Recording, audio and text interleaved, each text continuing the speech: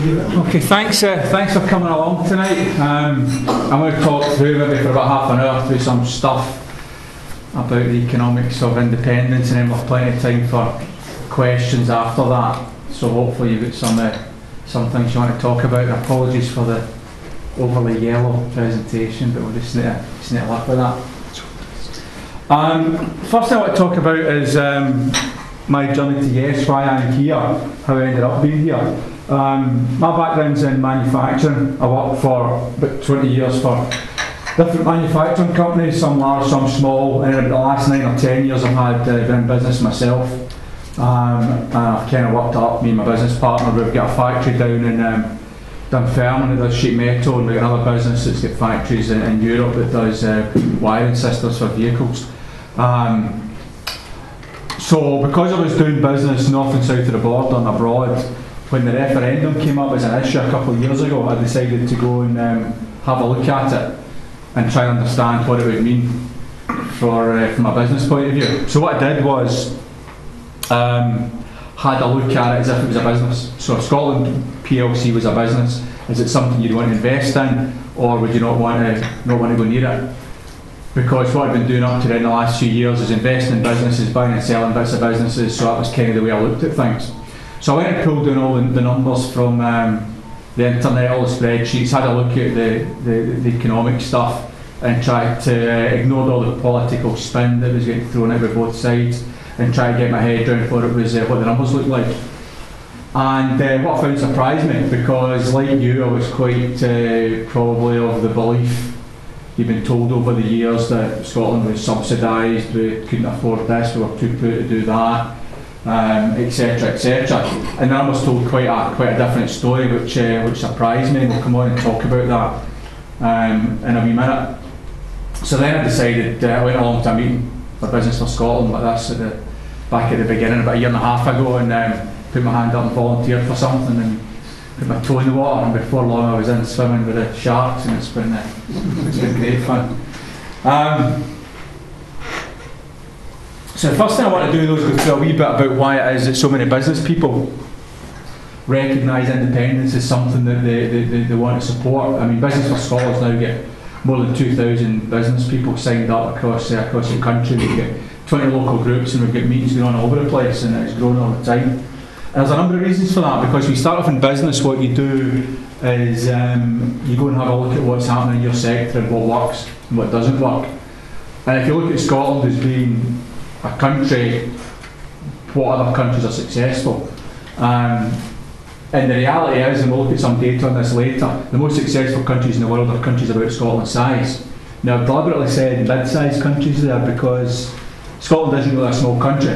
There's about 190 countries in the world in the United Nations. There's about 80 odds and we're smaller than Scotland, and about 100 odds are bigger than Scotland. So we're kind of in the middle. 5 million is a good size for a country these days. There's an awful lot of countries a lot smaller than us in population terms are perfectly viable and do just fine. So we're kind of a mid-sized country. And as I said, the most successful countries in the world are generally that kind of size, and there's reasons for that. And one of the reasons for that is if you've ever worked in a big corporation, it's difficult to get things done, you'll know that. There's layers of middle management, bureaucracy, everything's difficult. If you're in business yourself or in a smaller company, it's much easier to get things done. You can get decisions faster, you can react to opportunities, you can deal with problems. Sure, everything's not easy, but at the end of the day, you just deal with a problem and you that's going to fix it. So it's the same with countries. In a country, we don't call it bureaucracy, we call it democracy. The gap between the general population and the politicians that are running the place is shorter. It's easier to influence things, it's easier to get things done. So in general, in smaller countries, they function better, the democracy works better, and they're more able to identify opportunities in the market, figure out what direction they're going in, and go in it and make things happen. And it's much more cohesive. You get the feeling in small, medium-sized countries, everybody's kind of pulling in the same direction, rather than trying to pull in different directions that you often get in bigger countries. The other thing, self-determination. Anybody started up in business on their own goes through the process of being told it's too difficult, you can't do it, there's too many problems, it will never work, why you bother? And business people that are successful kind of come through that. They do the things, they work hard at it, they make they take their opportunities, they deal with the problems, and they make it work. So they're used to hearing that story about it'll never work, and they understand that behind that, if you want to make it work, you can make it work. Management buyout is an interesting idea. I've been involved in management buyouts from a corporation, me working for a corporation selling a division to management, and I've also been part of a management team buying a division from a corporation. So management buyout, so you've got a big corporation with a lot of divisions, and they basically sell one of them to the local management who then go and run it. And management buyouts are by far the most successful kind of corporate restructuring deal, because you've got management who really understand the business, they're going to work hard at it, and they've obviously put a wee bit of money into it as well, so they're going to make it work, and 9 times out of 10 they're successful. And you get a division that was struggling as part of the big corporation, and management take control of it and put the work into it, then say more often than not it's successful. And Scotland's very much like that. You've got Scotland as part of the UK. Scotland's in a lot of the right sectors, if you like, we're in a lot of the right businesses globally, and we'll talk about that later. But we've had bad management, we've had a bad strategy over the last decades. This is an opportunity for us to take control of that, do what needs to be done ourselves, and make it work. So it really comes down to the difference between independence versus dependence, because that's the opposite. And when you put it in those terms, it's obvious why business people would favour independence over dependence, if you're used to standing on your own 2 feet, making your own decisions and making things work for you. So let's go and have a wee look at the numbers, what led me to a realisation that Scotland could certainly more than afford to be independent. The first point to notice is Scotland generates more tax per person than the UK average. So let's have a look at the numbers on that.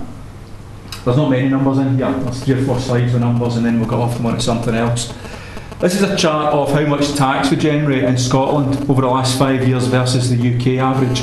So when we talk about tax, we're talking about everything: income tax, corporation tax, VAT, national insurance, road tax, whatever, the whole lot that goes into the government coffers, all lumped together and divided by the population. So Scotland every year has been generating more tax than the UK average.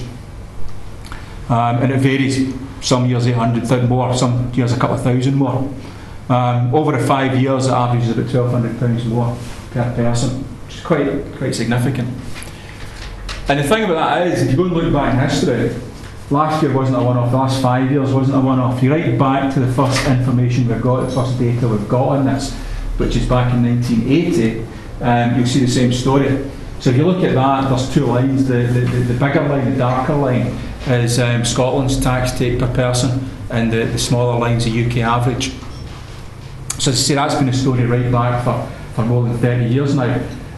We don't have full data before that, but the information we do have suggests that scenario's been going on for a lot longer. There was some information came up actually right back to the start of the 20th century, which kind of showed that it was the same picture right back then. Which kind of makes sense, because obviously Scotland at that period, back through the Industrial Revolution, was one of the most industrialised parts of the UK, generating, I mean, shipbuilding, railway, you name it, building a lot of stuff and exporting it all over the empire as it was then. So it's certainly been true back to 1980, and probably true a lot earlier than that as well. There's another way to look at a country's wealth, which is what they call GDP. It's what the economists choose to measure the wealth of different countries. It's when they talk about the national growth rate, they're talking about how fast the GDP is running. If the GDP goes negative, it's smaller this year than it was last year you're going into a recession, etc. That's how they define all this stuff. So if you look at Scotland's GDP compared to the UK, last year it was 11% higher than the UK average per person, the year before 18% higher. And if you go back through, it's the same story as the tax revenue. Scotland's GDP is higher, but we generate more national wealth as well as tax take per person than the UK. Interestingly, when you exclude the oil from that, if you just look at the onshore income, Scotland's GDP is about the same as the UK average. They're about the same. The oil is very much the bonus that sits on top of that, and gives us the opportunity to use that extra wealth to invest in whatever we want to do.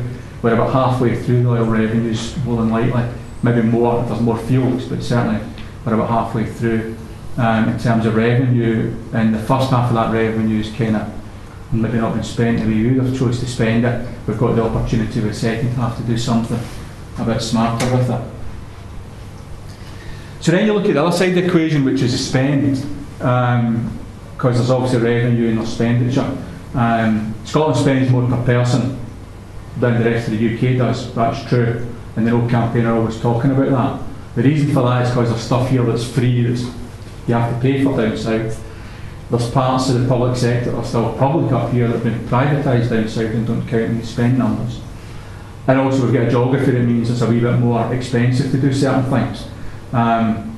So that's the reality, but when you look at the deficit being the difference between your income and your expenditure, at the moment every country in the Western world is running some kind of deficit since the financial crash in 2008, except Norway, interestingly enough, they make a profit. But what you need to do is compare Scotland to the rest of the UK, and again if you look back at the numbers over the last 5 years, that's the deficit as a percentage of the whole economy. Scotland was actually in surplus 2008 and then into deficit. The UK has been in bigger deficits pretty much every year. In a 5-year average, they've been running a deficit of nearly 6%, we've been at just over 4%. So yeah, sure, we spend more than the UK average, but the extra tax we're getting back that we talked about at the beginning more than pays for that in relative terms, and our deficit percentage is lower than theirs. I mean, the UK's got a huge problem. They're generating 110 billion of the deficit this year. The total debt that they've got, the deficit's added up year by year is about 1.4 trillion, which is £21,000 per person, which is a scary, scary number. So the UK economy is not in good shape when it comes to debt, and Scotland, based on all the numbers, is in a better shape. If independent, as I say, would have a lower deficit and a lower debt than the UK. Another interesting thing about spend, of course, is yes, Scotland gets more money spent on it, we more than pay for that with extra taxes we raise, but you've got to ask the question, after a no vote, what's likely to happen? Once we've said we don't want to control things for ourselves, do you really think after the next general election, whatever government's in place, when most of the austerity sort of come, voters in England are going to be quite comfortable about Scotland getting this extra spending? They don't care about the fact we generate the tax to pay for it. All they'll see is that we get more spent on us per person than they do, and then they'll be asking the question, why don't we cut Scotland's budget a bit more? And already you see that when they talk about changing the Barnett formula, etc., and none of them have denied that that's on the cards after the next UK election if there's a no vote. So if you look at where we stand in relation to other countries, and this is where this whole thing about small and medium-sized countries comes into play. On last year's data, we've been number 14th in the world, the UK at number 18. We kind of move about in and out of the top 10 depending on what year it is and how everyone else is doing. The UK is always several places below us in terms of their wealth situation. Interestingly, that's the top list of countries. That's from a couple of years ago. And if you look at that list, the thing you'll notice is what I was saying before. It's a lot of small European countries, small and medium-sized European countries, about the same size as Scotland, most of them. Most of them, except Norway, frankly, they've got a lot less natural resources than us. So the fact that they've not got as much natural resources as us hasn't stopped them being wealthier than us over the piece. And again, it comes back to smaller countries, more focus, more direction, more cohesive, better management of the resources and they have got, be it natural resources or human resources. The two countries in there that aren't part of that kind of category, the United States and Australia, the only thing that they've got in common, apart from having a lot of their own natural resources, of course, is that they both used to be ruled by London, but they're not anymore. And you don't see them queuing up to come back under Westminster control anytime soon, despite what Obama might have to say about it. Standard & Poor's, who are one of the ratings agencies that give countries the rating, be it AAA or AA or whatever it is. They did a report early part of this year talking about looking at the Scottish economy. If Scotland was independent, how would they rate it? A couple of comments there. One is they talk about Scottish economy rich and relatively diversifying.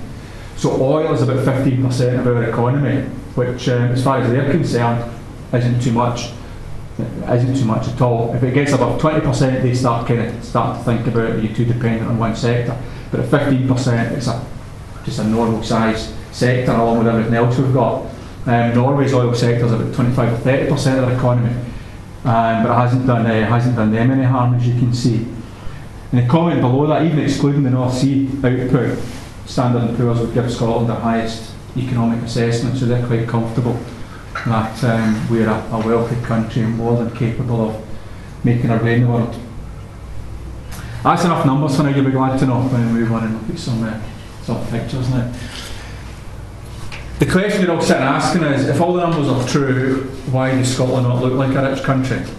And that's what you get back all the time. If we can't afford to be independent because Scotland, when you look at it, doesn't look like a rich country. So some maps to kind of maybe highlight the answers to that question. The first one, don't know how well you can see that. That's a map of, going back to national income or gross domestic product, GDP. It's GDP per part of the UK. So they've broken it down into smaller areas, if you like, and identified how much wealth each part of the UK generates. So it kind of ties up with what you'd expect. If you look at City of London, financial services sector generates a bit of wealth. Along the M4 corridor, it's a bit industry, aerospace, etc. Down to the south coast, a wee bit around the Manchester area, and then obviously the northeast of Scotland, and some extent across the central belt, where we've still got some industry, nothing like what we had, but there's still some wealth creation there. Highlands and Islands is a kind of funny one because they lump it all together. I think if you broke up into even smaller sectors, you see a different pattern. And I think Orkney, we were talking about it earlier at a meeting today. The folks in Ireland, when I went there, they said Ireland's richer than Luxembourg, which they're right because of the amount of whisky they put out that place for 3,000 people. And Orkney's probably a similar story because there's a lot of, talking about it earlier, a lot of sectors here, be it fisheries, be it farming, be it renewables, be it still some oil coming through, etc. But when you lump it all together, that's the way it looks. So in summary, that's where the wealth comes from if you look at the whole UK. The next chart is a chart from the UK Office of National Statistics, and this shows where the wealthiest households are in the UK. You're talking about the wealth of a household, it's their total assets that they've built up over the years, including their house, whatever else they own in terms of their business, their pension, their cars, their yachts, or whatever it happens to be. For every household in the UK, if you add all that up and say, right, how much money have you got? Then that's the picture you get. They took a number which is just under £1 million, and they said, right, what percentage of households in each part of the country have got that amount of wealth? South Coast England, it's more than 13%, and then the higher you go up the country, and the percentage is less and less. In Scotland, it's less than 7%. So what that's saying is that the wealthiest households in the UK, most of them, are down in this part of the UK, compared to Scotland, where there's less than 7% of households have got that kind of income. So if you flick back and forward between those two, then it's telling you the picture, which is effectively that's where the money comes from, and that's where the money ends up, which ties up with the data we looked before, where we're generating more, Scotland's generating more tax per person, that more than pays for the extra spending we got, and that's been happening over a long period of time. So the accumulation of that gravitating down to London and the southeast, and also can answer the paradox of why, if on paper Scotland generates a lot of wealth, and you look at all the sectors we're involved in and we're fairly successful at them, why is it that Scotland doesn't look like a rich country when you drive around certain parts of it? So the next chart, money isn't everything, right? This next chart, this is everything. This is average male life expectancy at birth across the UK. The darker the colour, the lower the life expectancy. Okay. Now what you'll notice is, if you can see it, round the Glasgow area, and interestingly the Western Isles are the two dark red areas on there. Life expectancy 70 to 74. In parts of Glasgow it's also less than 60, which is shocking. The red area is 74 to 78. And then what's kind of, it's green but it looks kind of white on here, is 78 to 82, and then there's some areas on the map, believe it or not, that are higher than 82 average life expectancy, male life expectancy, and those are Chelsea, Kensington and Westminster. They're so small you can't see them, right? So you can see the direct correlation between wealth and health, between wealth and life expectancy. no surprise there. If you've got more money, you look after yourself better, you can eat better, and you can have an easier job, etc., etc. That's the way it pans out. So that really just shows you the social manifestation of the wealth imbalance across the UK, and that obviously affects health service costs, etc., etc., and everything else as well. So, in summary, when I tell you you're too poor or Scotland's too poor, I write, don't believe it. It's a wealthy country. The problem is we don't have control of that wealth ourselves to do the things that we could do with it. And in comparison to other small countries who you've seen a lot less opportunity than us, have done a lot better than we have. So the question then is, why do you get people that go on the television every night and tell us we can't afford it, and it'd be too difficult, and we'd be bankrupt, and it'd be a disaster if we were independent? And the sad reality is a lot of that is vested interest. It's people that people ask me, when Scotland's independent, what's the employment situation going to be like? How many people are going to lose their jobs when we become independent? And I say, well, the answer to that's easy. It's 59. What do you mean? Well, that's the number of MPs we sent to Westminster, so they'll be out of a job on day one.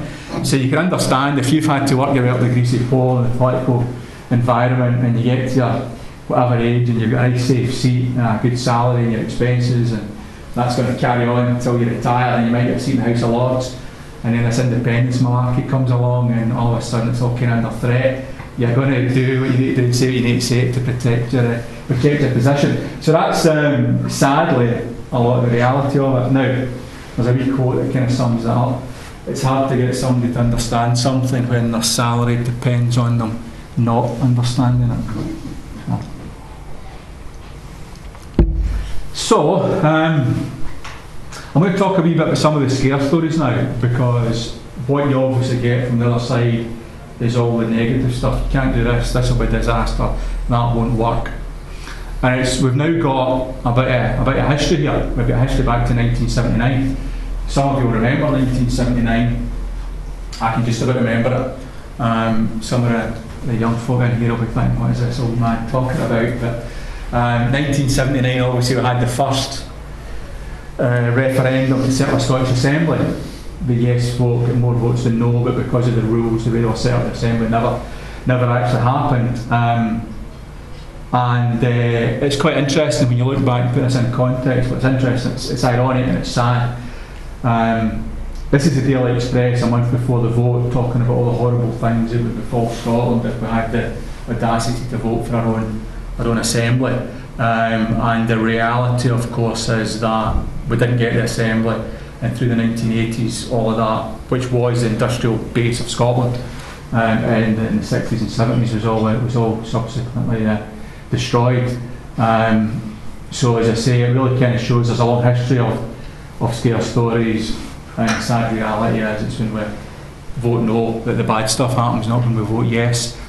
The Scottish Parliament, if you look at Standard Life and Scottish Widows, who've both been in the news recently talking about leaving Scotland if we vote for independence, they said exactly the same things in the 1990s about devolution, and then we had a Scottish Parliament, and you know what, they're still here. So you've really got to take some of the things that get said with a bit of a pinch of salt. So, fool me once, shame on you, fool me twice, shame on me. If this is the third time I'm asking, so we don't want to be shamed this time. We've seen it before, we've heard the scare stories, and we know that more often than not there's very, very little substance to them. I'll throw a few more. This is one of the big things that comes up, and it's one of the things that was thrown out by the No campaign. An independent Scotland couldn't afford to pay pensions. So there's two things about that. The first thing is, it's a bit of a disgraceful thing to say, because anybody who knows international comparisons of people at other countries knows that the British state pension isn't frankly anything to be proud of. The study last year reported in the Telegraph, they looked at 40 countries, the size of the state pension compared to the cost of living in that country. Britain was 39, Mexico was the only one that was worse than us at 40. Most further industrialised countries, most European countries have got a higher pension compared to the cost of living than we have in Britain. So as I say, the British state pension is nothing to be proud of in that context. It's a bit of a disgrace. So holding that up as something that you want to hang on to as part of Britain is not great. But when you actually even look at the numbers behind it, they don't hold up either.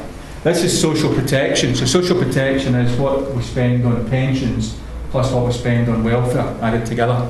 And if you look at social protection as a percentage of the government revenue, the amount of tax the government takes in, or you look at it as a percentage of the GDP, the whole size of the economy, last 5 years average, Scotland in both cases is spending less on pensions and welfare than the UK is. So if they're saying that Scotland can afford pensions, the UK certainly can't afford them. The reality is that Scotland's in a better place to afford state pensions than the rest of the UK is now and going forward. The next one's about borrowing costs, and another one to throw out there. It would cost more money, borrow money, if Scotland was independent because it's smaller. Okay, so we kind of heard that a few months back, and we thought, well, we'll go and check this out. And this stuff's easy to get. The great thing about the internet these days, of course, is you can get information very quickly. Just go and Google stuff and find out what's going on, and you can verify or otherwise the facts of the situation.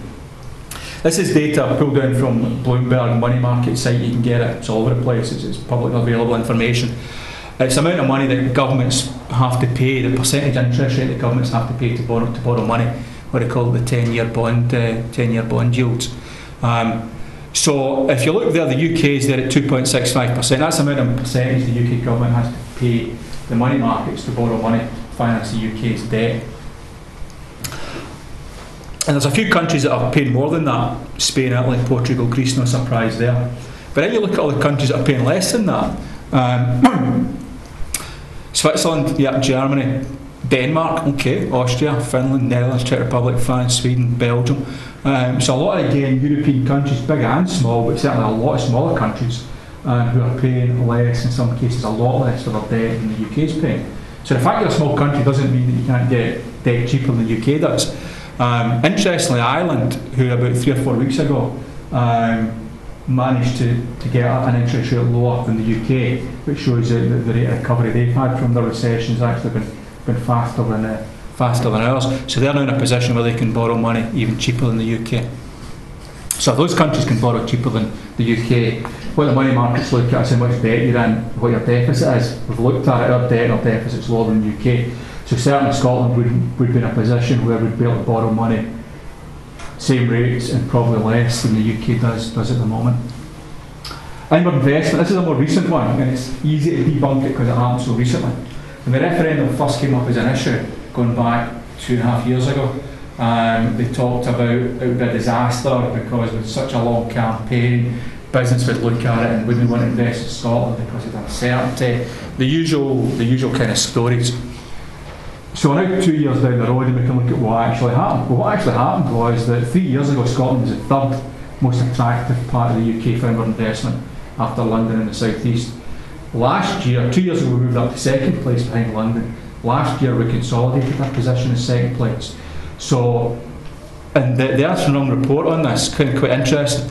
Inward investment to Scotland has not been deterred by the prospect of the referendum. In fact, the opposite. So that's a quote from the report they put out. So the reality is that not only was the scare story nonsense, businesses continue to invest in Scotland and investing more than they have done over previous years. And they're not put off by the fact there's a referendum. In fact, a lot of businesses will be looking at it thinking, if there's an independent Scotland, there'll be a real boost to business, and a lot of opportunity will come up that we can be involved in. So yeah, another scare story. And the last one, this is a great one, this is someone up this is true. It was in the papers a couple of months ago. Defence Secretary Philip Hammond stunned observers yesterday by declaring that a separate Scotland would be more vulnerable to threats from space. The Tory minister did not expand on his comment, and a government insider said the nature of such threats was classified. So there you go. So the bottom of the barrel being scraped. There's no limit to the bad things that are going to happen to us if we vote yes. So I'll finish up just by talking about putting this into context and talking a wee bit about Norway, which is a good comparison for us because obviously they've done fairly well recently, over the last 2 or 3 decades. And it's interesting kind of thinking our way through how we compare to Norway. What advantages have they got and what advantages have we got? And it's a wee story about entertainment, about the Prime Minister of Norway who goes for a walk along the fjord one day, and he picks up the magic lamp and finds it lying about on the beach, picks it up and gives it a rub, and the genie pops out. And the genie says to him, "I'll give you some wishes to make Norway a better country." And the Prime Minister says, "That's a hard one. Great country, Norway. We're just about the richest country in the world. We're one of the happiest countries in the world. There's very little poverty. People have got good jobs, paid well, leisure time, money to enjoy it. I can't think of much that would make us a better place." He says, "Well, you need to think of something." The genie says. So the Prime Minister says, "Well, I can think of a few things." He said, "We've got a great economy here, but it's very narrow focus. We've got oil industry, we've got fisheries, we've one or two other smaller things, but not much else. It'd be great if we had another sector we could rely on." He said, "For example, we've got this national drink called aquavit that we like it, but nobody else has ever heard of it. It'd be great if that was a world-renowned brand and people from Chicago to Singapore would pay stupid money to take it off our hands, and we couldn't make enough of it, and it was only as it could make it. That'd be a nice wee industry to have that would keep us going in the future." He said, "Yeah, well, we can do that for you." He said, "It's another thing, we've got a problem with the language. We speak Norwegian. Nobody else in the world speaks Norwegian. If we want to do business or go on holiday, we've got to learn another language. It's a bit of a nuisance. It'd be great if Norwegian was a world business language, and everywhere you went, you spoke Norwegian, everybody understood you, could do business, go on holiday, make life a lot easier." He says, "Yeah, we can make Norwegian the world business language for you. We can do that." He said, "Then we've got a beautiful country in Norway, but it's big, top to bottom, it's a long way, very mountainous. Putting in infrastructure, roads and railways is expensive, big distances. We've got horrible weather in the winter, the snow's up to here, it's -30 for 3 months of the year, we've got snow ploughs out and whatever, just keeping the place going is tricky. It'd be great if we had the same amount of natural resources, the same population of 5 million in a country a quarter the size, and not too much snow in the winter. That would make life a wee bit easier." So yeah, we can do that for you. He said, "But a long way from our main markets, we want to export stuff. We've got to go through 2 other countries to get to our main markets in Central Europe. It's a bit of a pain. It'd be great if we had a big, another country, 60 million people just shoved on our southern border, and they all spoke Norwegian and they wanted to buy our drink and our oil and our energy and our fish and everything. That'd make life a wee bit easier. We wouldn't want to be ruled by them, you understand. We just want to have them as neighbours and do a lot of trade with them. That would make life a wee bit easier." He said, "It'd be great if we had 4 of the top 100 universities in the world. That'd be good for a research and development sector. It'd be great if we had an industrial heritage going back 200 years, and our engineers and scientists were world renowned for all the great things they'd invented over the years, and people wanted to do technology business with us on the back of that heritage. That would make life a bit easier. It'd be great if we had a diaspora, tens of millions of people who could trace their ancestry back to Norway, all living and working in some of the world's strongest economies that wanted to help us on our way and work with us. And it'd be great with a stronger brand if our national poet was celebrated in Russia and America every year, and our national dress was instantly recognisable. That'd be good for tourism, you name it." So of course the whole point is, you look at Norway and the No campaign kind of laugh at us when we say Norway is something we could aspire to, and so you could never be as rich as Norway. They're different. You've got to remember, in 1970 Norway was poorer than Scotland. I did this talk, it was up in Down in Aberdeenshire a couple of months ago, and the Q&A, a woman put her hand up and says, "I'm from Norway, I've been living here 17 years. And I thought, oh no, she's going to call my bluff on my Norway story. And she says, "You're absolutely right." She said, "In 1965, Stavanger was bankrupt and had to go to the Americans to borrow money, or else they'd have been starving." And she said it's absolutely right. And the reality is Norway's had a couple of good cards that have played them very well, and they've been successful because of the right focus, the right policies. Country, 5 million people, all going in the same direction. They know where they want to get to, and they've made sure that they're going to get there. But when you look at Scotland, we've got everything they've got and an awful lot more on top of that in terms of natural advantages. And it's really, we could build something quite special here. If it's not going to be easy, it's going to work to be done. Get sleeves rolled up and getting about it, all the ingredients are there. to make this quite a special place. The only thing that's missing is the vote in September, vote yes, and then we go from there. So that's me. Thanks very much. Time for your questions.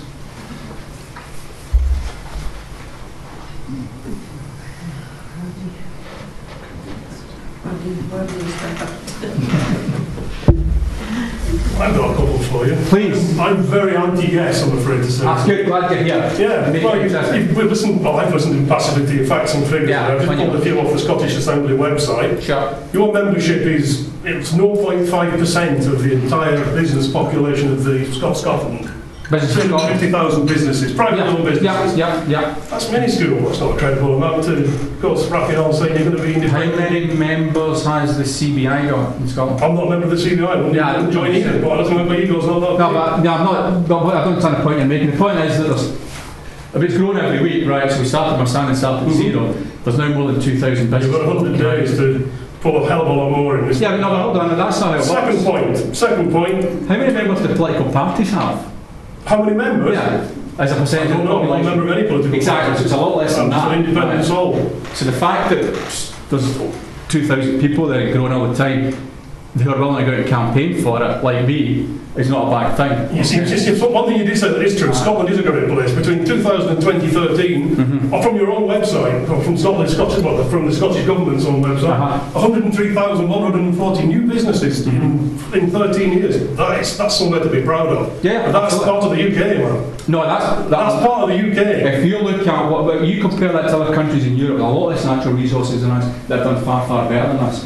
And that, in 13 years, that's under devolution, right? And that shows you the more power you've got in Scotland, the better you can do. And with increasing power under independence, we'll do it even better. How did you start in your business? Did I start my business? Yeah. How did you get going?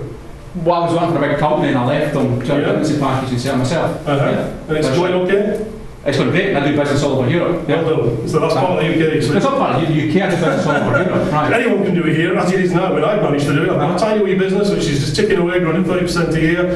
I'm going to employ a few more people this year. How much have you travelled in other countries? What other countries have you lived in? I've got America wanting beer, Japan wanting beer, Norway How many countries have you lived and worked in? Not at all. Exactly. I don't have to. Tell you the fact. I can do it all from here. I'm not saying you can't. I'm telling you the reality is that I've worked in Norway, worked in Finland, worked in Poland, in a lot of countries. Yeah. You look at Scandinavian countries, except for Norway, who've got oil. Every one of them is a lot less than we have, and they're all doing much better than us. But if you accept what we've got just now, frankly, it's not acceptable. This country is nowhere near where it should be in terms of wealth, in terms of the state of poverty. Have a drive around Orkney and see how wealthy it is.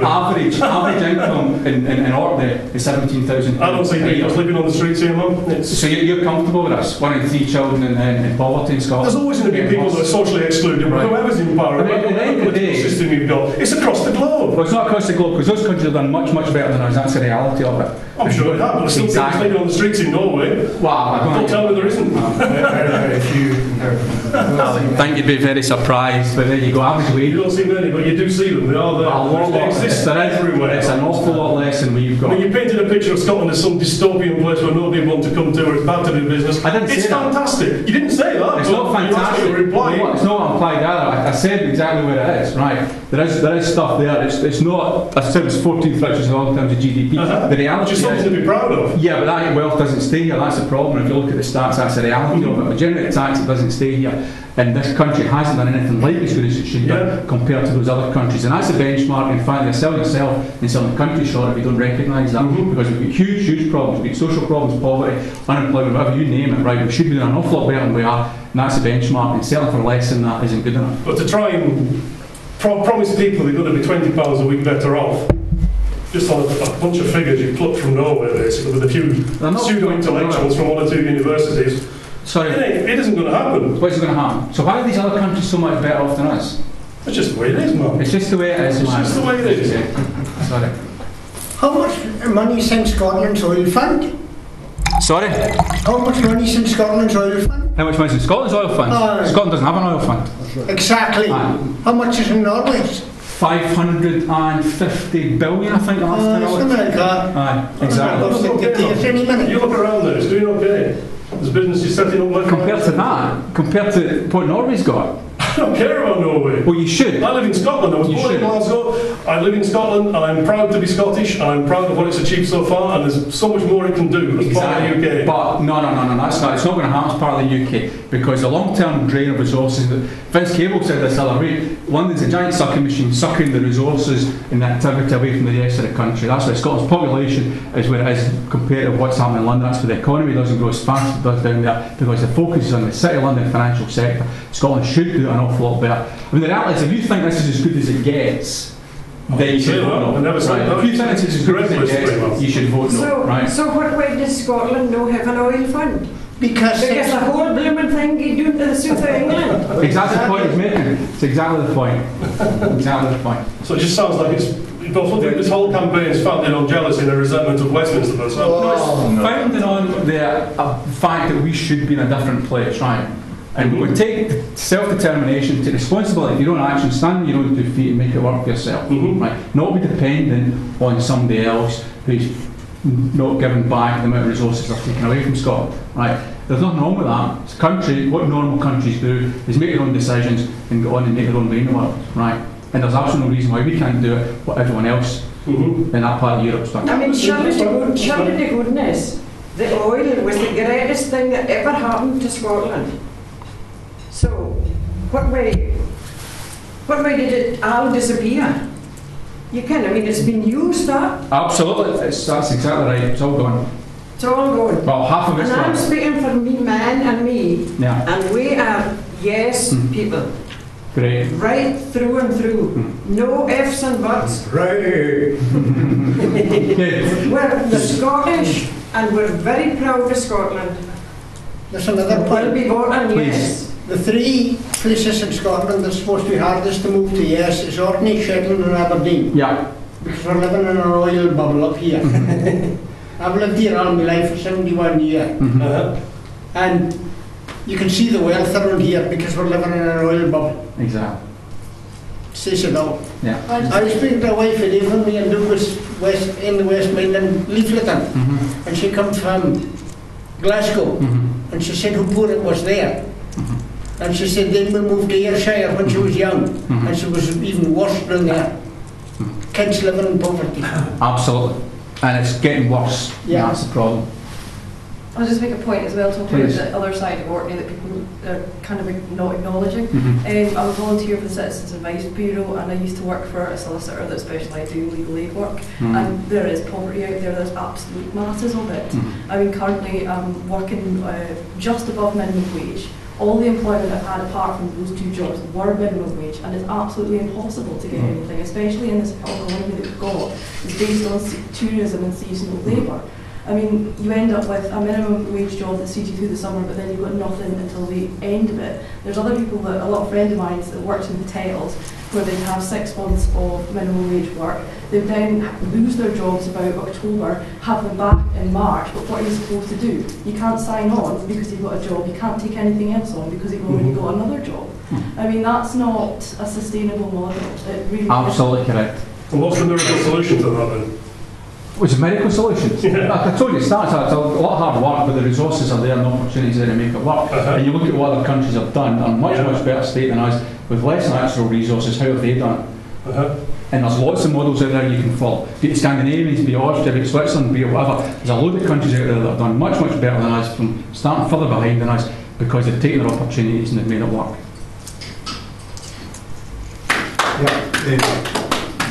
The wages in Orkney are second, they're lowest in Scotland. Yeah, I heard it. I couldn't believe it. 17,000, yeah, so unbelievable.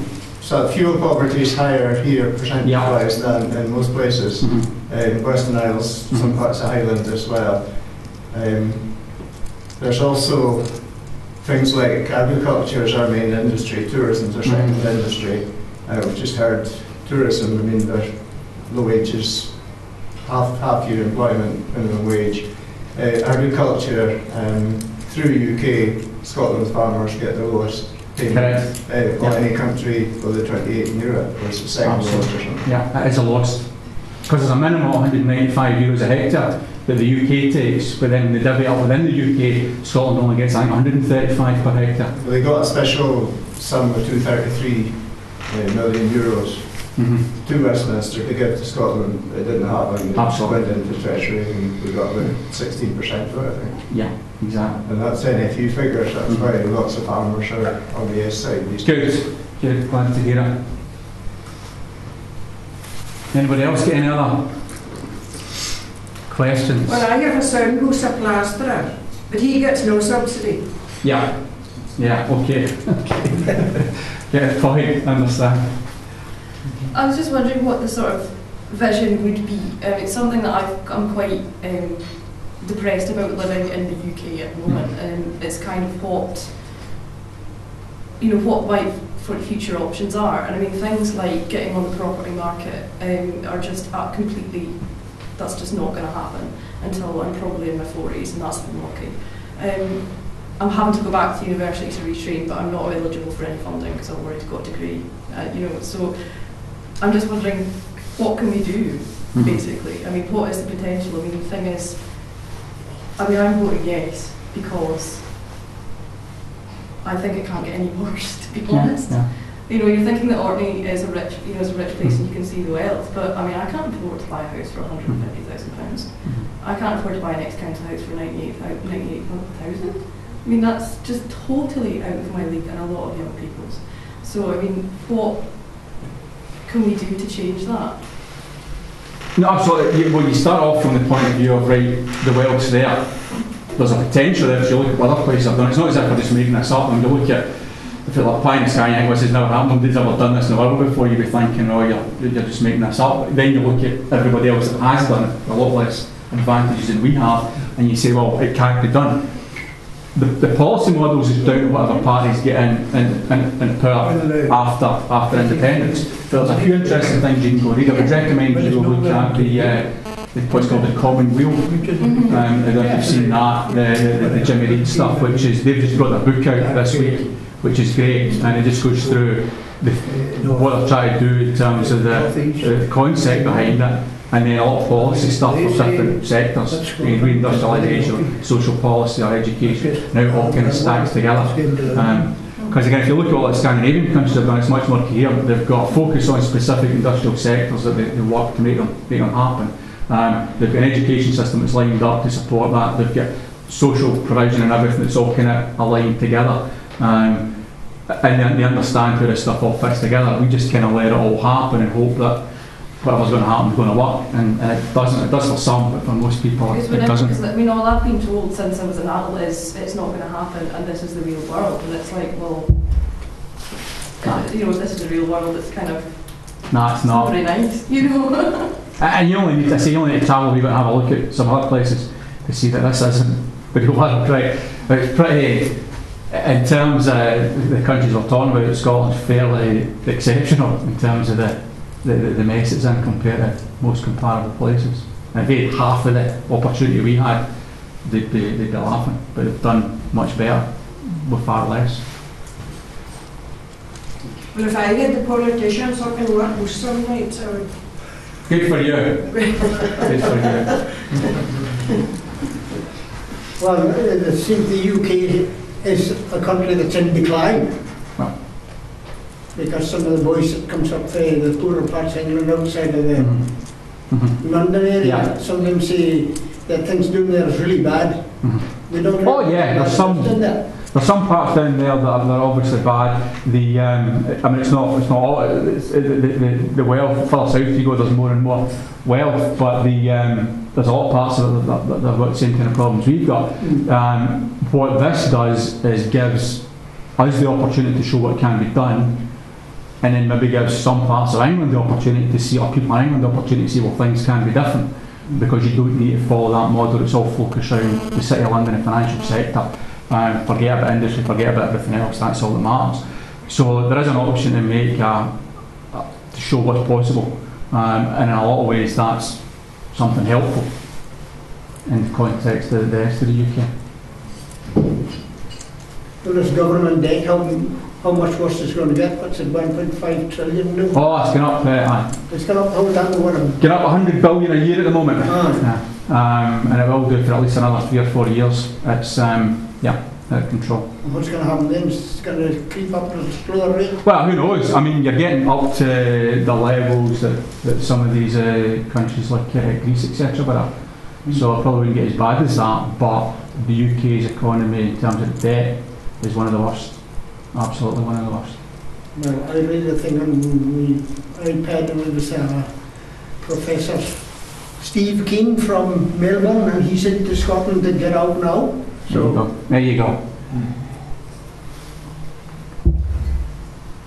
Re-industrialising Scotland, we've heard quite a bit of recently. Yeah. How feasible is that? I mean, for example, Scotland builds warships, but we could be building our own ferries, we could be building our own fishing boats, we could be building our own catamarans for ferries.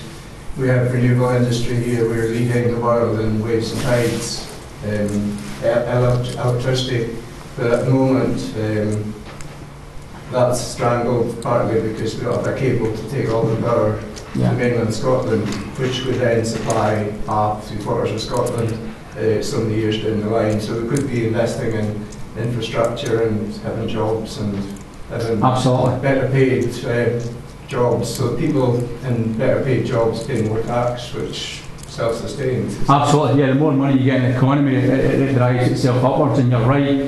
I mean, again, the Jimmy Reid Foundation did an analysis on if you've got more people earning not low paid but slightly higher jobs, then or medium kind of income jobs, then the amount of extra tax that generates is huge. It goes back into the economy. You think that's feasible? Well, I mean, take an example. I mean, talk about Norway, right? One of the things the Norwegians did was, you look at the marine sector, the shipbuilding sector.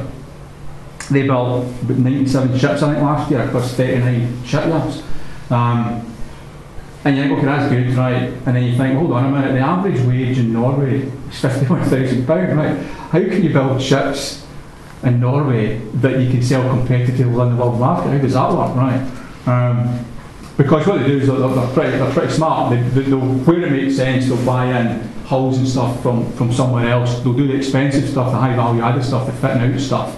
They focus on that sector, they invest in equipment to make it efficient, and they focus on the market, so they're going to be able to sell this stuff and make money. So if they can do it with that kind of wage costs, then you think, oh, why are we doing it? It's kind of obvious, but what it needs is a government that's interested in doing that and focuses on the right stuff. You don't try and do everything, but you figure out where you can be successful and you invest in there and make it work. Renewables is an obvious one. I mean, the renewables thing could be huge, and that gets going. And we're at the forefront of a lot of that in terms of the research and development, and then you can build an industry on the back of that. And there's other sectors as well where you can be good in if you decide to go and focus on it the way that they've done. I'm still in the undecided camp. Okay. I mean, you speak about Norway a lot.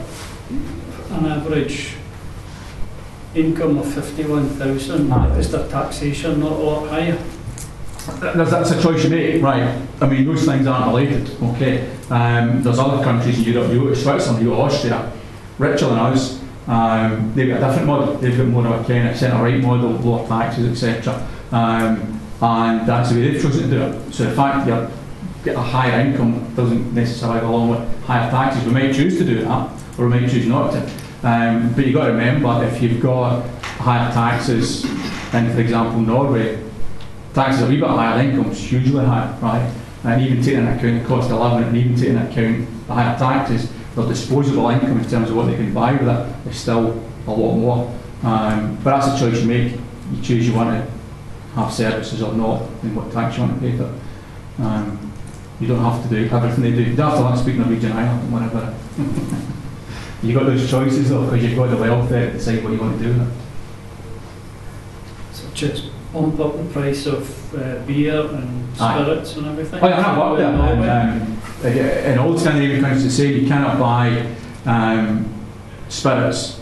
You've got to take your identity card, your passport to a special government shop, and they sign you in and sign you out to sell you a bottle of whiskey, right? But that's the way they do it, because that's a cultural thing. It's not something you would have to do to be done. You're not going to be, as I said, you're not going to have to learn to speak Norwegian or only buy a bottle of whiskey in a special shop, and that's not what we're talking about. We're talking about economically we could be in the same position as them. What you choose to do with that is up to us. Well, Norway's making more money on their invested money than the oil that's coming in. That's right, yeah. Yeah. So, The pension fund is that big that you're right, the income on that is, because I've just gone forever, where they've invested it. And does that cancel out the kind of, you hear a lot about the unpredictability about oil revenue, does the investment of that money kind of cancel that out? Well, that's why they've done it. I mean, they've got two things going. They've got one fund that they use to stabilise the income if the oil goes up and down, and the other one's a long-term pension fund. But you've got to remember, they only started those in about 1996. They didn't start it way back in the 70s or something. They started it, relatively speaking, more recently. And as I say, we're probably about halfway through in revenue terms, we're about halfway through the oil boom. So the question is, are you going to have that kind of fund on year one or year two? No, you're not. But you need to start doing that as an investment for the future, and it gives you the funds to go and start to look at putting infrastructure in, building up industry for the long term. Because the alternative is you don't do that, and then at some point there is no oil left, you're going to have to show for it, which is the worst possible outcome. I was wondering what your perspective was on the offers of further coal powers that we've had. Aye, well, why isn't that enough? So you think about that logically, I always think about this stuff logically, and the answer kind of falls out, right? So if the other parties wanted there to be some more devolution, why did they not put it on the ballot paper? That's the first question, right? So why did they not do that, right? See, if you want something to happen, you're having a vote, and because frankly, if that had been on the ballot paper, it would probably have been harder to get a yes vote, right? So if you don't have a yes vote, why would you not have put Devo Max on the ballot paper, and then that would have been all done and dusted? The reason they didn't do that is because they thought the no vote would win, and they've got absolutely no intention of giving any more powers, right? The second thing is then the way this thing's going to go for 3 years, right? We're now 3 months to go. So we've spent 3 years come forward with no proposals, then with 3 months to go, all of a sudden they'll come out with all these proposals, right? Second point. Third point is every party's got a different proposal, and even within the parties who don't all agree. The Labour Party are all shooting each other because the Westminster MPs think they're giving too much and the MSPs think it's not enough, and there's all this debate going on within Labour. So they're in civil war about it. The Tories have come up with what they've come up with, but frankly, if you think the English Tories MPs are going to be happy with that, dream on. I mean, I did a thing in Newcastle, I was down there last week, did a TV thing, and because they were talking about cross-border stuff after independence, and I saw the clip, and after we did a Labour MP and a Tory MP come on, and the Tory MP basically said, as far as we're concerned, Scotland should get no more powers after a no vote, right? And that's your mainstream Tory MPs down south. So it's just not going to happen, because then they'll get the scenario where 2015, whoever wins, there might be a coalition with God knows who, UKIP or somebody, and then it'll be like, well, we can't agree on this proposal, we can't agree on that proposal, do you know what, we'll no bother.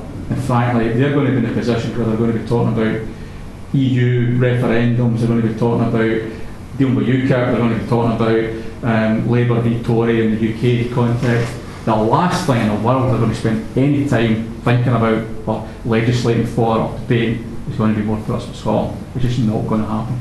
Well, let's say it's dead, just for the sake of argument, and we end up with control of 30% of the economy. Actually, even if it did happen, it's next to nothing anyway. Yeah. Right? So it's like, I mean, it's like the economy's like playing around the golf. You've got all the clubs there. You've got income tax, you've got corporation tax, you've got air passenger duty, you've got VAT rates, you've got, you name it, you've got investment in this, you've got the welfare policy, you've got investment in whatever. There's a whole bag of stuff, right? So what they're talking about is not even giving us one golf club, it's like giving us 30% of one of the golf clubs and expecting you to go and play around the golf with. It's just nonsense. Your company trades within the UK and abroad. Yes. What unit of currency will you decide is most beneficial? That's an excellent question. Right. What happened with the currency thing is the Scottish Government got a bunch of economists to go and write this fiscal commission report, and they looked at all their options, and they wrote the report, and it's about 200 pages, and you can download it and read it, but it's not as scary as it sounds, because the way they've done it is they've basically done a whole bunch of stuff, and then they've said, okay, here's the 5 options, here's a wee table that shows you the pros and cons for each one, and it kind of, you can get a head around it, it's quite straightforward. And the conclusion they came to was any one of them will work. The most obvious one, the best one of the 5, is the sterling zone with the rest of the UK, right? But any one of them would work. So that's the theory. So then you go and look at the practice, and again you go and look at European countries. So if you look in Europe, you've got Scandinavia, you've got Finland that's in the euro, and it's in a currency zone for the rest of the eurozone. You've got Denmark that's got its own currency, but it's pegged to the euro, so the way they manage what they call a currency board sort of floats at the same rate as the euro. You've got Norway and you've got Sweden who've got their own currencies that float freely. And then you've got Switzerland who's got its own currency that floats freely, and you've got Austria that's in the euro. So the whole mixed bag of currency options within all those countries. And every one of them has been successful, right? Because the reality is, whatever currency option Scotland takes, it's going to be successful. The theory says that, the practice, what other countries have done, shows you that as well. My position personally, frankly, I don't really care, right? Because I'm dealing a bunch of currencies anyway, and there was another one that would make a difference, right? But the comment in terms of part of the problem that Norway, Sweden, Switzerland have got is their currencies are too strong. Which is great if you want to go on holiday, if it's cheap, but if you're trying to build a manufacturing business and export stuff, it does make it difficult. So in some ways an independent Scottish currency would more than likely be stronger than sterling, which would be a downside for us. You've got the option to peg it to sterling, which you could do as well. But the easiest option, the cheapest option, and the most simple option is just to keep using sterling. Because it means that you've got less transaction costs, pricing is easier, competition, everybody can see what everybody's charging each other and what wage rates are, etc. It helps the UK's balance of payments because they had a balance of payments deficit last year of 36 billion, which is the difference between what they export and what they import. So they're exporting a lot less than they're importing, which is bad for the economy, bad for the currency rate. If you take Scottish whisky, food and drink, oil out of that comes to about 40 billion. So the UK's balance of payments would be in a much, it's a bad state, it's in a much worse state if Scotland wasn't in sterling zone. So from their point of view, it makes sense to have it in there as well. So despite all the mouthing off that's going on, the reality is that when push comes to shove, Scotland continue to use sterling is the most sensible option. What it's like in the long term, 10, 20 years, they might decide to do something different, and there's plenty of examples around the world of people who have done something different and made it work. So. If there's a currency union, Scottish exports will help the UK, but if Scotland just uses the pound without an agreement? Well, what would happen if you're using the pound? Yeah, the way you'd most likely do that is you would have Scottish banknotes pegged 1 to 1 sterling, would be the most likely way you would do that. So it depends on exactly the format of that. But yeah, the way they would look at it is they would look at the economy, and if you're inside that formal sterling zone, then they'd say that's fair enough. If you're outside that, because the reality is Scotland will use sterling anyway, and the question is, does the rest of the UK want to sit down with you and have a discussion about how you're going to use sterling? So you've kind of got some sort of formal structure. And if you think about it, well, why would you want to sit down and have a conversation with your second largest trading partner about how you're going to use the currency together? So, but you're right, if it was outside a formal sterling zone, then it would be viewed upon as being not part of that balance of payments. That's pretty much what I was going to ask. Yeah. Like, you know, what we're being told is that none of the UK parties will allow Scotland to use sterling. So, if we are just carrying on, you know, buying and selling stuff in pounds, are we operating illegally? No. It stands a fully tradable international currency. Anybody can use it, and that's the whole daft thing about it. They can't stop you using the pound. Any country in the world could say tomorrow we're going to start using the pound as a currency, and they just go and buy pounds and go and do it, right? The Scottish banknotes are all the Scottish banks that print their own banknotes have got the equivalent reserves lodged with the Bank of England to allow them to print. They can't just go print banknotes willy-nilly. If they want to print £1 million of banknotes, they've got to lodge £1 million with the Bank of England. So that's all backed up by hard currency reserves already, right? So that just carries on. You just carry on using sterling like you do today. Nothing would change. So this thing, they won't allow you to use sterling of itself is completely utter nonsense, right? The thing about they wouldn't negotiate a currency union with you is what they're talking about. And the currency union means you sit down and agree what your deficit levels are going to be effectively, and you have a discussion about how that works, so that nobody spends too much. So that's really what it comes down to. But the reality is, you would want an independent Scottish government to have some kind of control over spending anyway. You don't want to be going spending far too much in bankrupt in the country anyway, so it's not a bad thing to have that kind of arrangement in any event. 40 years ago, Yeah, if you were Scottish yeah, and you went to England yeah, with a pound note, yeah. you got half the pound note. Half of it. Oh, And this sort of they do it. uh-huh. I mean, it's... But at that time, do you remember that? No. Yeah, well, it depends what shops you go to, because sometimes you think they're forgeries. Yeah, exactly. That's a problem. It depends on it, right enough, you can, but... That still happens now. Well, there you go. It's still the same. Aye. If you go to the Siemens mission in Rotterdam, you get more for a Scottish pound than you do for a Really? Excellent. Got exchange rates up in the board, and Really? Scottish money get penny more. There you go. There you go. That's what the future looks like. The guy that ran it came for a year. Sure. Finland have the best education system in the world at all levels. Yeah. School, primary, secondary, Mhm. technical college, further education, universities. Mhm. Scotland have got 5 universities, top 200 in the world. So we probably do a lot of things quite well in education. Is that likely to continue if we're independent? Oh yeah, well, I mean, we've got that long history in education. It should be better, right? And obviously we're going a very different path from the rest of the UK in terms of the education, as in the health service that we've got. The key thing though is you need control of the wealth to be able to continue to fund that. I mean, the issue is, if what I was talking about, the extra spend we get starts to get cut going forward from Westminster after the next election, then a lot of the things that we can do at the moment in health and education are going to come under serious threat, and that's a big part of the problem going forward. Finland's great. I mean, I was there for 9 months, about halfway up Finland, and apart from the weather and the winter, I mean, literally it was -38 was the coldest I saw, which is actually brutal.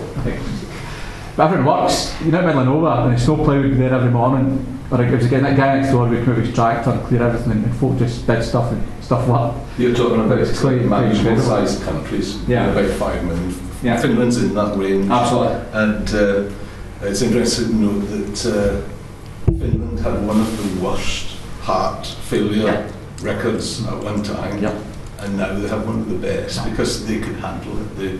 They made a policy to attack it, and they were successful in it. Absolutely, it was quite incredible because I remember when I was working there in the works canteen, they'd salad everywhere. And I was saying, what's big in your salad here? And he says, it's a government policy, salad everywhere, right? And that's what they did, just did stuff to fix it. And it worked. And you're right. And you think back on another example on the industrial side, which was amazing. Their biggest trading partner, obviously, in the 70s and 80s was the Soviet Union. So when they went kaput, they had a huge problem because that was their biggest market, just vanished overnight. So basically what they did was they took an old rubber company and said, we're going to make it a high technology company, which was Nokia, right? Which was like, they used to make rubber tyres and stuff like that. And I actually met the guy who was selling buying a factory, and I was involved in the deal when he'd been the guy that had done a lot of the closure of the rubber division once they spun it off. They basically just took it and said, what's the new technology? Mobile phones, this is like 1990 or whatever, let's get into that and just do it. And they built, but at that time, the biggest mobile phone company in the world, just from a standing start, just by saying, that's what we're going to be, just go do it. Quite incredible. I was wondering what your take is. Norway's not in the EU. Yeah. Scotland, well, I'd imagine it'll not be one of the Scottish Parliament powers that there's an EU referendum and they vote to leave it, that Scotland votes to stay in it, that Scotland will get to stay. But what's your take on the pros and cons of being an EFTA or EU? I mean, the EU's got a lot of problems in terms of the way the bureaucracy works and stuff like that, right? It should get fixed. But as a concept and as the way it works at a macro level, it's great, right? Because you can trade all over Europe, and it's easy, right? And I've worked in countries that were outside the EU, like Poland, and then joined, and then Croatia was outside and they joined. And I'm now working in Bosnia, which is outside, and the difference between outside and inside is it's harder when you're outside. There's paperwork and there's regulations and duty and all kinds of stuff, customs. So being in is good. It's good for business. If you look at the likes of Norway, Switzerland's another example, who are outside it. But the reality is, for them to trade with Europe, they need to comply to other regulations anyway, right? And not only that, they also need to contribute money to the EU pot, like everybody else, all the other rich countries do. So in fact, they're putting the money in, they're paying a membership fee, and they have to abide by the rules, but they don't get to sit and decide what the rules are. Now they do that for political reasons as much as anything. The Swiss don't like anybody telling them what to do, so they just kind of do their own thing. And the Norwegians, for whatever internal political reasons, they've decided to do it. But the reality of being outside or being inside in terms of your money and what regulations you need to follow, it's not that much different. So it's easier to be inside in my view. Different people might have a different view. Well, speaking as a farmer, yeah, the big danger for farming is that there's a no vote at the referendum, and then there's the outvote for the EU. Yeah. And we'll put it bluntly, farmers will be at the mercy of Westminster politicians, and they basically said that payments would be going. Yeah. They went into CAP negotiations saying that the farmers shouldn't be getting anything, and then when you go into negotiation with that kind of viewpoint, it's very difficult to say you're wanting more. So this is one of the reasons Scotland ended up with a very poor payment rate compared with other European countries. Yeah, yeah. It's not, to be fair, to say it's not a priority for the UK government. If they come out of Europe and Scotland has to come in the back of the UK come out, then I mean it's a huge problem, right? Some places in the UK they could fare without subsidies, but in the climate we've got, the type of land we've got, it would be next to impossible. Yeah. And I would just point out to the lady that farmers are well known for what they get in one hand goes out the other hand, and it spreads around the economy. This is absolutely true. I'm dating a plasterer. There you go. Business networking.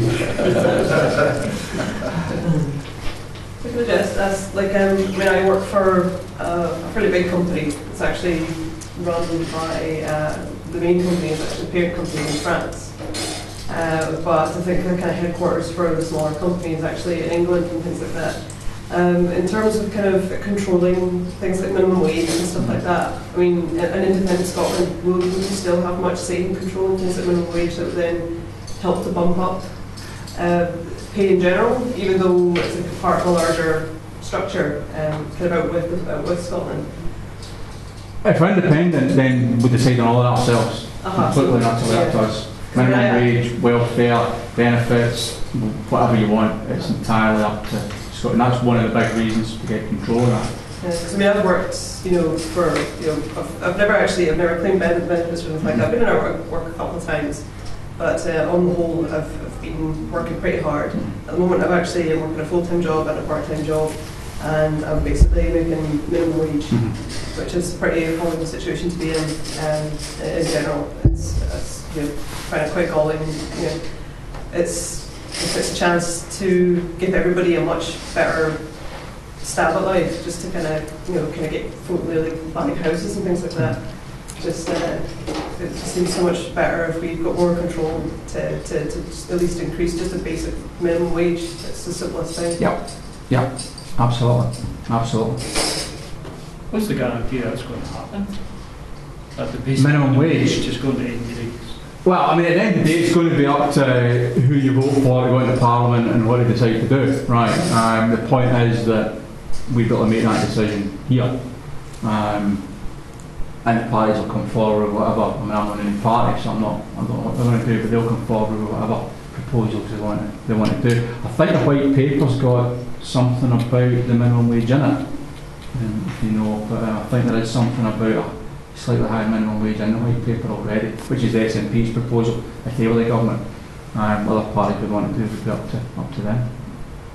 Well, it's not just what cry and disgrace that you can the government's cook on the books, you can, and people, I mean, I'm not tired, but people that's, they'll maybe get 4 hours work or whatever. You can, and then the government says, oh, well, there's far more folk employed. No. Aye, yeah. You can, well, just imagine being on a minimum wage and with 4 hours. You can hear and 4 hours there. 0 hours no contract. wonder there's such a lot of food banks. Aye. You can for folk can afford to keep themselves and yeah. no wonder we're going independence. But what's the logic behind that kind of policy? Like, just like, for the sake, I don't understand the economic argument. What would it be, or is it nonsense? The what force things like 0 hours contracts. I mean, does that benefit businesses? Is that kind of thing? My view on it is that, from a business point of view, my view on it is it's just lazy management, right?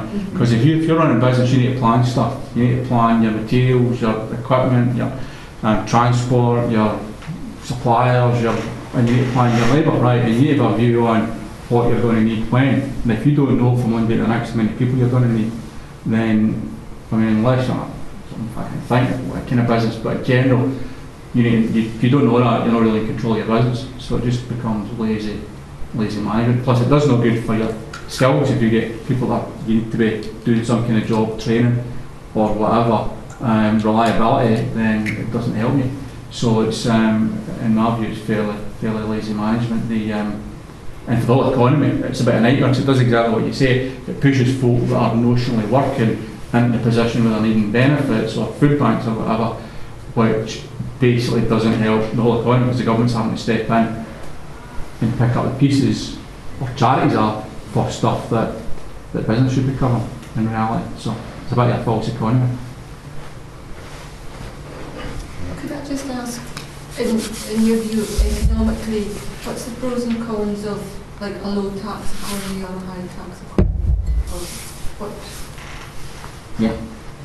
How would that? Well, I mean, it's much more complicated than that because it's like playing golf. So depending on where you are, what situation you're in, you're going to be reaching for a different club. So then you talk about the whole range of taxes, right? Income tax, corporation tax, national insurance, VAT, whatever. There's obviously dozens of them, and how you do that balance, and then how you spend the money on investment, infrastructure, developing the economy. So there's no answer to that. It really depends. It also depends on what your competitors are doing, what other countries are doing. There's arguments that if you cut tax, you're going to stimulate stuff. That's true to some extent, but it depends who you cut the tax for. The reality is that the people that pay the highest effective income tax in real terms is folk that are just coming out the minimum wage and just coming off benefits. Because for every pound they earn, they're losing benefits, and they're effectively almost 100% income tax they're paying, if you think about it, which doesn't make sense either. So, if you cut tax for very, very wealthy people, then how much of that goes back into the economy? Not necessarily an awful lot.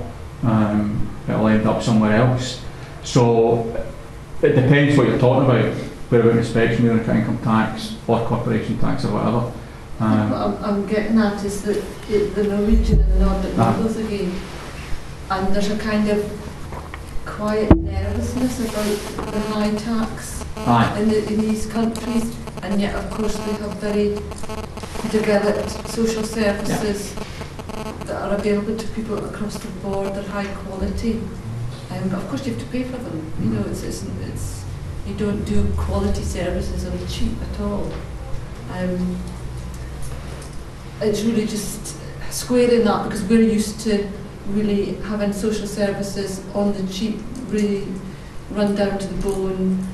Nobody actually wants to pay for them, and there's a culture now of you know, anybody that suggests higher taxation, it's almost like it's a really dirty word. And I just wonder if there can be a change of thinking about that. It's a different question. Yeah. The answer is I don't know. You're right, in countries often where they're paying a bit more tax, they're getting a lot more for it. I think the amount of tax that we pay compared to what you get for it often isn't good value, which is what it's all about. But I mean, that's a political debate folk can have afterwards. As I said, it's not folk are hung up on this idea that if you're as rich as Scandinavia, you need to pay Scandinavian tax. Well, no, you don't. You can have, no problem. Right, all right. You can have said you can have the wealth without necessarily having that tax model. You can have a different tax model if you want. That's a different discussion, and it's obviously quite an involved discussion depending on exactly how you want to look at it. But one thing with the Commonwealth stuff is this thing about if you get more people off minimum wage and up to slightly higher wage rates, then you start collecting a huge amount more tax, which starts to feed through. You can actually have a lot more tax coming into the economy without putting tax rates up, just by getting more folk on slightly higher wages. On the wonderful Orkney economy that we heard so much about earlier on, what is going to happen to the Orkney economy if with the status quo, if these proposed cuts come in and funding things, because I think there's 2,000 in the OIC payroll, I don't know how many hundred are with NHS, state jobs. Now, what is going to happen to them and with the proposed cuts that are going to come on? It will devastate places like Orkney that are quite dependent on local authority and government education employment. Yeah. I mean, there's that. I mean, you can run the numbers and say, right, if they brought Scotland back to the same level of spending as the rest of the UK and just kept all their extra taxes for themselves, then the number is a big number. It's about 6 or 7 billion a year, which is a huge number. And in the Scottish context, so it would wipe out huge amounts of stuff, right? That'd be the one extreme. If they're going to go in that direction, then obviously it would have an impact depending on exactly what happens with the next wave of austerity. Is it like the House of Lords that are really nibbling at some of Scotland's powers that are removed too over the winter, I think? Aye, that's right. You talk about devolution. There was something last year to do with renewables, isn't it? Aye, and they passed a law in the House of Lords, an amendment to a Commons bill that effectively took power with the Scottish Parliament. Because you've got to remember that, I mean, the Westminster could shut the Scottish Parliament tomorrow if they decided they wanted to do that. It's not a thing that's there forever by any manner of means or change the powers they've got. It's all very much under their control. Because the rule in the UK, and it's there's no constitution, the only rule is Westminster can do it in the light. That's the only rule, right? Yeah. So that's how it works. But sort of related to that, do you think, is there an economic reason why, I mean, there's an argument for, we're looking at the last kind of century and a bit, that the Highlands and Islands economy has been underdeveloped? Is that an ideological thing, or is there actually an economic reason for that? Well, could that be geography? Well, it isn't. It isn't. I mean, you think that, but then you look at other places that have got hard geographies and they've not been necessarily as badly hit. Island thing's quite, there's a whole lot of stuff to that, right? Because at the end of the day, I mean, you look at the map of the world and you look at the Scottish Highlands and you think, well, okay, it's a wee bit remote, it's a wee bit rough, but compared to some parts of Europe, never mind the world, right, it's nothing. I mean, you go up to the middle of Sweden or Norway and it's like, 10 times the distances, right, in terms of remoteness and whatever. What they do have, I think Sweden's quite an interesting example. I mean, Liz Riddick's an expert on all this stuff, but they've got much better local democracy and devolved power, which means they can make more decisions locally to make things happen, which I think is maybe part of it. The whole island thing's kind of interesting as well. How difficult is it being an island? There's a couple of examples. If you look at the population of Scottish Islands in general, it's been going like that over the decades. You think, well, that's normal. But then you look at an example we talked about this afternoon, the population of the Faroe Islands over the last decade has been going like that. And you think, well, they're further away, they've got hard up everything, right? How are they going like that and we're going like this? I don't know the answer, right? There was a guy this afternoon at the meeting who's been there, and he said it was a great place, but beyond that, I don't know the answer. But it shows you it's possible. I did business in Estonia, and with a factory over there, which we sold last year. But there's an island called Saaremaa in Estonia. If you look at the map, it's on the same level as Orkney in the Baltic.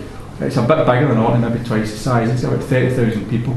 It's got a ferry that goes back and forth to the mainland, which is about 5 miles, I think, at the shortest point. So it's not dissimilar, right?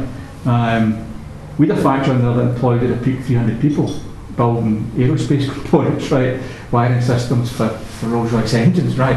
And we were the only big factory. There's other big factories like that on the island. And you think, well, if they can do that, how can we not do it? You know? So there are examples where stuff is possible. Don't know enough about it to say this is the answer, but I know it can be done if you decide to do it. Faroes controls its 200-mile fishing limit, so it's got all the... Sorry? Faroes controls its 200... Oh, it does it? Maybe that's the answer. There you go. That's what they live on, right? They've also got a big farm salmon industry. Right. They also build their own trawlers and fishing boats and ferries, and they export clever people to Denmark, like doctors, dentists, teachers, whatever. Right. Because they're bigger families in Denmark. But apart from the first one of those, none of the rest, all of the rest we could do. Yeah. So it just shows you. Do you not think to do that you need a certain amount of state control? I mean, you have Norway's got Statoil, Hydro North, but a lot of the other countries, I mean, these are oil companies have to be forced to do things. They won't do. They'll do the cheapest option, and they don't. They're to do what Statoil tells them. And you build ships there. If you want a contract, they have to build one or two. And there's I think control at the moment. Yeah, I mean, you certainly need government with an industrial policy, a government that knows what it's trying to achieve, and it's putting in infrastructure and education and training and the support mechanism to make that, to help that go in the right direction. Do you need state control of certain companies? There's examples where they do that. There's probably examples where you don't. I don't know that you necessarily need to do that.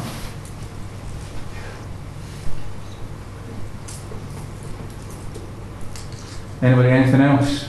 I'm just wondering about this issue of whether we're going to be a member of the EEC or not, that the no campaign come out. So okay, so again I just kind of think of this in a common sense kind of way. So if we get 2016 and we're independent, and Scotland is outside the EU on that day, so let's think through what that would actually mean in practical terms. So the first thing would be, they've just gone through the EU budget negotiations for the 6-year period, 2014 to 2020, that David Cameron went to last year, and they stay up all night negotiating stuff. And that's a painful process, right? Because out of all 28 countries getting them all to sign up to these budgets.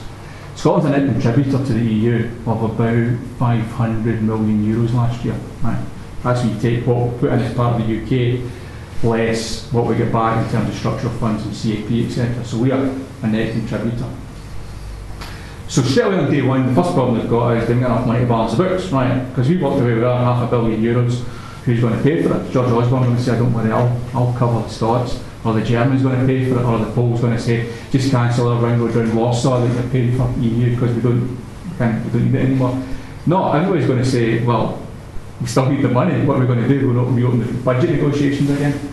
It's just too difficult, right? The easiest thing will be just to say, just carry on as you are, right? The second thing is EU nationals, right? Working here, sending money back to Poland or Lithuania or whatever, right? So it's a two-way street, right? We're getting the labour here. They're sending money back, they're getting trained to learn English, etc. So all of that becomes de facto illegal on the day we're outside the EU. So you then got to go back through every country we negotiate deals for people movement or whatever, or they'll have to up sticks and go home. And vice versa. Scottish people living and working in Europe, it's the same story, right? Which is going to cause huge problems for companies over there. And then the next thing is fishing, right? And the Spanish fish in the North Sea waters, as do other European countries. If you're outside the EU, that deal's gone, right? And it might be good for fishermen here, and I don't know enough about the sector, but that's the implications of that. They then can't fish here. Not only that, Norway's got a deal with the EU for fishing, right? The only reason Norway's got that deal with the EU is because, as far as they're concerned, the Scottish waters, that's what they're interested in. So if Scotland's outside the EU, the Norwegians won't have that deal with the EU either, right? They may have a deal with Scotland, but they won't have a deal with the EU, which means that the EU boats can't fish in Norwegian waters either, right? So you start running through it all, and you're saying, hold on a minute, this whole thing starts to unravel. That's pretty serious, right? No, the reality is what they'll do is what the EU always does. It's what they did with East Germany. And in theory, East Germany should never have been allowed into the EU because it didn't meet any criteria after 40 years of communism. They brought them in 12 weeks, right? They said, right, there you go, in the back door. What they'll do is they'll just say, let's just carry on, right? And if there's stuff we need to sort out, talk about it. 18 months to sort out the big stuff. The detail, if there is anything, we'll deal with it as we go. Because it's an absolutely no, there isn't even a process for leaving the EU, right? Plus in your passport it says EU citizen, right? So the whole thing just becomes insane, and it's just not worth the bother trying to. It takes up Greenland tried to leave the EU, and it took them years because there was no process to leave the EU. So they have to fill in. The realities are just say pragmatic as always. They're all about how do we get more member states, how do we get more money from the richer member states, how do we do everything. They're over in Ukraine trying to get them to come into the EU, right? And war's fun, right? So they're happy to do a deal with them, trying to encourage them to come in. They're not going to say Scotland, I just don't bother, just off you go. So the reality is they'll find a solution that works and everything will just carry on as it is. It'd be insane doing it. So the fishermen in Scotland and Orkney, Shetland will vote no. To leave the EU? I think they'll just go independent altogether. And the farmers all want to vote yes. I don't know enough about the local You don't actually worry about what they're going to vote, just worry about what you're going to vote. But it affects all of Orkney. Anything else? Just like one point with the immigration thing. This is one thing that's always sort of very shrill in the news about looking too many immigrants, and it's kind of believed for all the social ills. I mean, looking at Orkney as an example, when you say about the population that's been going down, I mean, that's had a sort of brain drain effect as well. It's really difficult to get professional jobs. It's, so a lot of people, when they get qualified as solicitors, accountants, there's not enough work to do. There's not enough work for teachers and things like that. So you end up with this kind of vacuum. I mean, obviously we could benefit from like a kind of influx of people coming in and starting off things. Is that true for the rest of Scotland? Like the figures are apparently even more people come to Scotland. Is it the same kind of ranging? It's probably worse here, worse on the island, I would say. But it's the same story right throughout Scotland. And it's kind of interesting. I mean, again, you look at the facts. Scotland's population is about 8.5% of the UK population at the moment, right? When I was growing up, it was about 10%. Just talk about roughly 10%. 100 years ago, it was 12 or 13%. If you go back to the Act of Union, it was 22%. So the brain drain and the population decline, relative population decline, isn't something new. It's been happening for 300 years. Folk have migrated down south, and that's been going on and on and on and on and on. I was at a meeting and somebody told me that they'd done a study and there was 8 million people in the rest of the UK that could trace their ancestry back to Scotland, which is kind of where the missing population's gone for 300 years when you think about it. The really bad news about that is David Cameron is one of them. So,